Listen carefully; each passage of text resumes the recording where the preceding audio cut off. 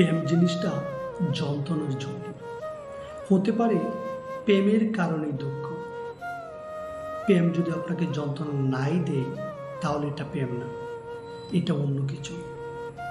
So প্রেমের কাজই হলো আপনাকে যন্ত্রণা দিয়ে জীবনটাকে বোঝানো যে আপনি আসলে পৃথিবীর প্রেমে পড়বেন।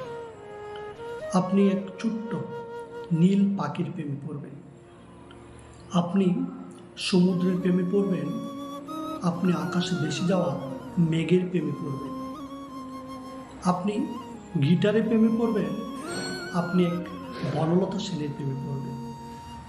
তো আপনার ক্ষমতা নেই আপনি অমর হয়ে আজীবন তাকে ভালোবেসে যাওয়া।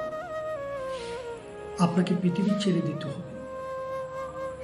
আপনি জন্ম যেহেতু নিয়েছেন সেটার অভিশাপে আপনাকে মরতে হবে।